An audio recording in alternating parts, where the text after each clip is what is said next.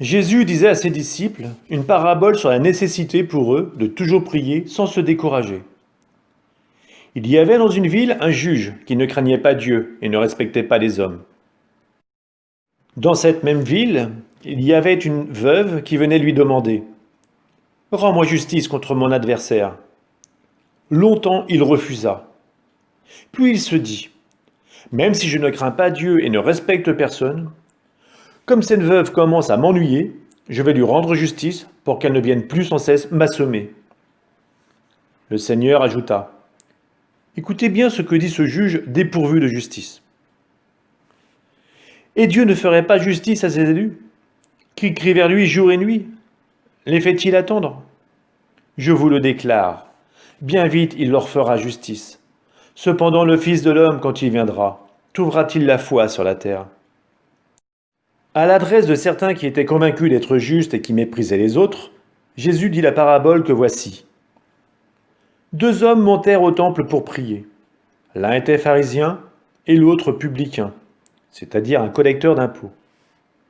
Le pharisien se tenait debout et priait en lui-même. « Mon Dieu, je te rends grâce parce que je ne suis pas comme les autres hommes. Ils sont voleurs, injustes, adultères, ou encore comme ce publicain. Je jeûne 2 fois par semaine et je verse le 10e de tout ce que je gagne. » Le publicain, lui, se tenait à distance et n'osait même pas lever les yeux vers le ciel. Mais il se frappait la poitrine en disant « Mon Dieu, montre-toi favorable au pécheur que je suis. » Je vous le déclare, quand ce dernier redescendit dans sa maison, c'est lui qui était devenu un homme juste, plutôt que l'autre. Qui s'élève sera abaissé, qui s'abaisse sera élevé. Des gens présentaient à Jésus même les nourrissons, afin qu'il pose la main sur eux. En voyant cela, les disciples les écartaient vivement. Mais Jésus les fit venir à lui en disant « Laissez les enfants venir à moi, et ne les empêchez pas, car le royaume de Dieu est à ceux qui leur ressemblent. Amen, je vous le dis, celui qui n'accueille pas le royaume de Dieu à la manière d'un enfant n'y entrera pas. » Un notable lui demanda « Bon maître, que dois-je faire pour avoir la vie éternelle en héritage ?» Jésus lui dit « Pourquoi dire que je suis bon? Personne n'est bon, sinon Dieu seul. Tu connais les commandements. Ne commets pas d'adultère, ne commets pas de meurtre, ne commets pas de vol, ne porte pas de faux témoignages, honore ton père et ta mère. » L'homme répondit « Tout cela, je l'ai observé depuis ma jeunesse. » À ces mots, Jésus lui dit « Une seule chose te fait encore défaut. Vends tout ce que tu as, distribue-le aux pauvres, et tu auras un trésor dans les cieux. Puis viens, suis-moi. » Mais entendant ces paroles, l'homme devint profondément triste, car il était très riche. Le voyant devenu si triste, Jésus dit « Comme il est difficile à ceux qui possèdent des richesses de pénétrer dans le royaume de Dieu. Car il est plus facile à un chameau de passer par un trou d'aiguille qu'à un riche d'entrer dans le royaume de Dieu. » Ceux qui l'entendaient lui demandèrent « Mais alors, qui peut être sauvé ?»